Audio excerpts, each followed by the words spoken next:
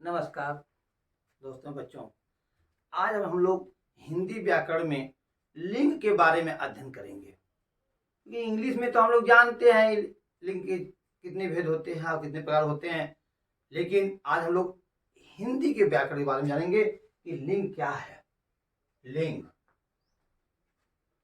भले ही इसको इंग्लिश में हम लोग जेंडर कहते हैं। लिंग किसे कहते हैं?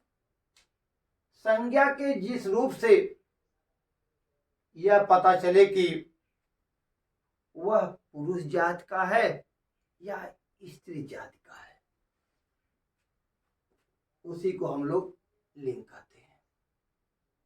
यानी संज्ञा का या सर्वनाम के भी जिस शब्द से हमें यह जानकारी मिल जाए कि जो हमारी शब्द हैं या जो संज्ञा हमारी है वह पुरुष जात की है या स्त्री जात की है, उसे हम लोग जो है लिंग का नाम देते हैं। लिंग का शाब्दिक अर्थ जो होता है वह होता है पहचान कराने वाला। इसको हम लोग चिन्ह के नाम से जानते हैं, निशान के नाम जानते हैं, या जात के नाम से भी इसको हम लोग जानते हैं। यानी लिंग का मतलब समझ लीजिए, चिन्ह होता है, निशान होता है, जाति होती है। हिंदी भाषा में लिंग के दो भेद होते हैं। कहते हैं लिंग के प्रकार। हिंदी भाषा में लिंग के कितने प्रकार होते हैं? लिंग के प्रकार। हिंदी भाषा में लिंग के मात्र दो प्रकार होते हैं। यह बहुत ही महत्वपूर्ण हमारा चैप्टर है। यह अध्याय बहुत ही लिंग संबंधित बहुत ही इंपॉर्टेंट अध्याय है, क्योंकि विभिन्न परीक्षाओं में लिंग से संबंधित बहुत से प्रश्न आते हैं और हम लोग कहीं न कहीं त्रुटियां कर बैठते हैं, इसलिए इसके विशेष तौर से जाना जरूरी होता है। तो हिंदी भाषा में मात्र दो ही लिंग होते हैं। एक होता है पुल्लिंग और दूसरा होता है स्त्रीलिंग। स्त्रीलिंग। अब पुल्लिंग क्या होता है तो इसको हम जान लें। पुल्लिंग किसे कहते हैं? हम लोग कहते हैं जिस संज्ञा से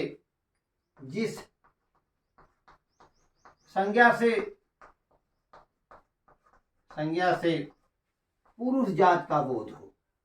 जिस संज्ञा से पुरुष जात का बोध हो, जात का बोध हो, उसे हम लोग पुल्लिंग का नाम देते हैं। जैसे देखिए, आमतौर पर हम लोग देखते हैं कि पुरुष के जैसे नर का बोध करता है।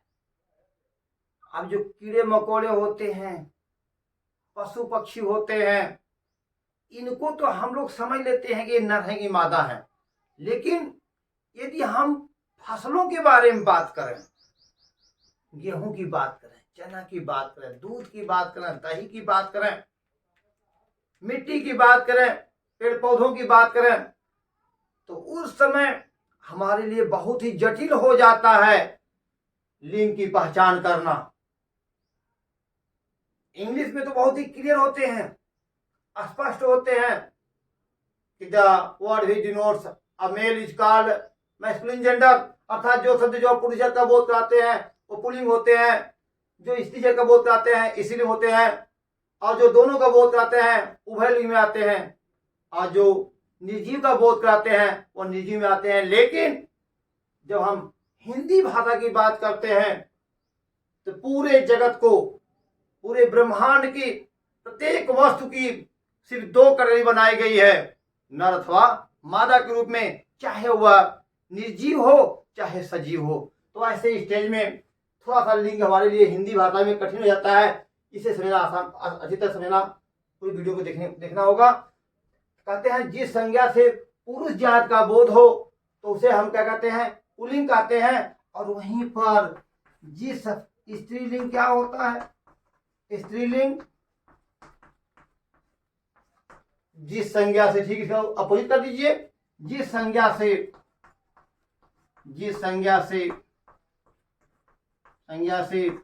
स्त्री या मादा जात का बोध हो, जाति का बोध हो, बोध हो, बोध हो, उसे स्त्रीलिंग कहते हैं, स्त्रीलिंग कहते हैं, कहते हैं। अब पुल्लिंग और स्त्रीलिंग को अलग करने के या पहचानने के लिए कुछ अनोखे नियम बताए गए हैं। उन नियमों के यदि हम जान जाएं तो हिंदी भाषा में जो पुल्लिंग और स्त्रीलिंग में जो कंफ्यूजन पैदा होता है उन्हें हम लोग आसानी से समझ जाएंगे और जान जाएंगे। तो आइए हम देखते हैं पुल्लिंग और स्त्रीलिंग को पहचानने का तरीका। यहाँ तक हम स्त्री और पुल्लिंग के निर्णयों की बात करते हैं तो आइए देखते हैं पुल्लिंग निर्णय संबंधी कुछ नियम।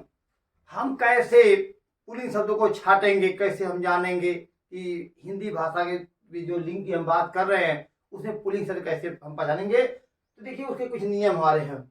पहला नियम हमारा कहता है कि जिन शब्दों के अंत में आव, त्व, पन, पा जैसे प्रत्यय लगे हों तो उन्हें हम लोग जो है पुल्लिंग के रूप में पहचानते हैं। जैसे चढ़ाव, उतार, चढ़ाव शब्द आते हैं तो चढ़ाव होता है वह पुल्लिंग का सूचक होता है। रमत, रमत्व, रामत्व, रमत्व, यहाँ त्व प्रत्यय लगा हुआ है तो यहाँ पर ये क्या है, यह पुल्लिंग है। ऐसे ही ममत्व,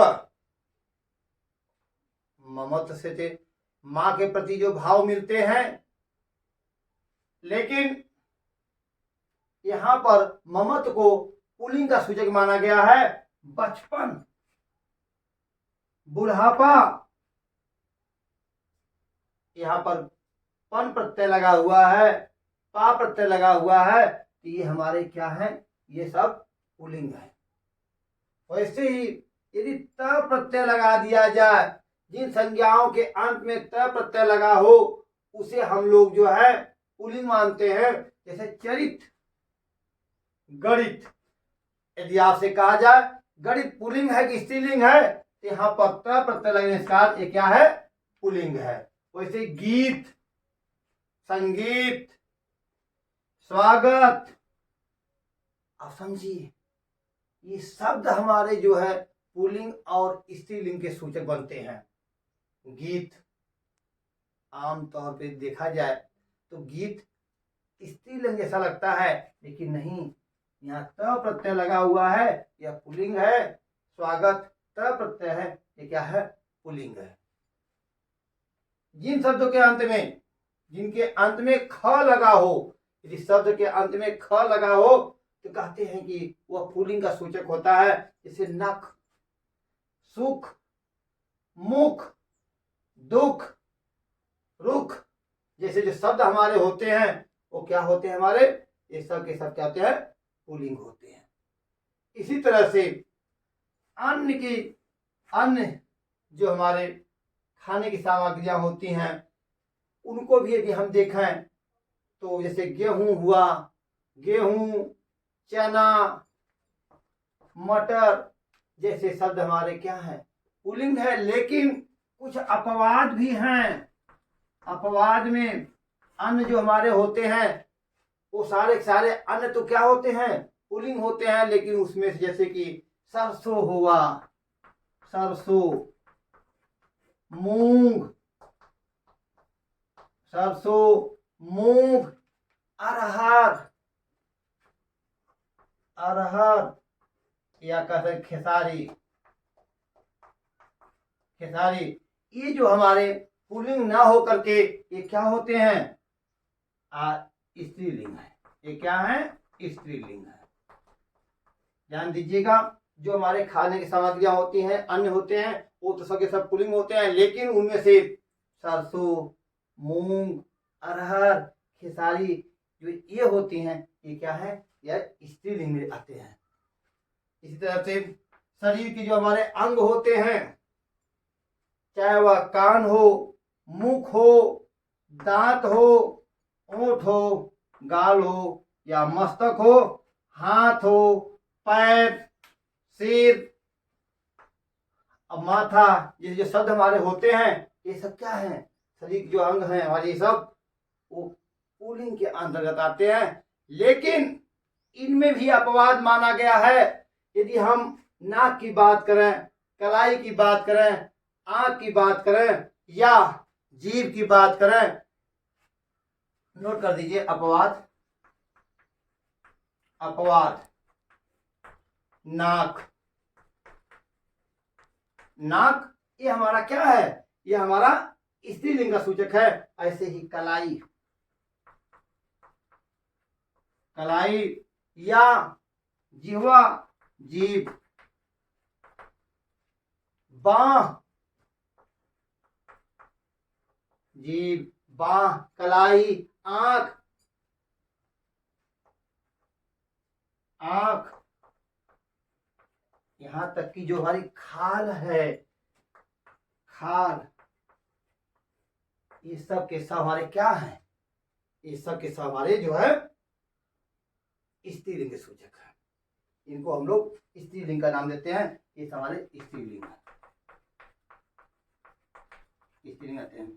तो आज हम लोग जो है जेंडर में पुल्लिंग लिंग को कैसे पहचानते हैं, कैसे जानते हैं, या हिंदी भाषा में लिंग के कितने प्रकार होते हैं, लिंग किसे कहते हैं, और उसमें इस लिंग में जो दोनों लिंग में पुल्लिंग और स्त्रीलिंग में पुल्लिंग को हम कैसे पहचानते हैं, इसके बारे में जाना। और मैं समझता हूं कि आप लोग हिंदी की गहराइयों में इन शब्दों को समझ रहे होंगे। धन्यवाद।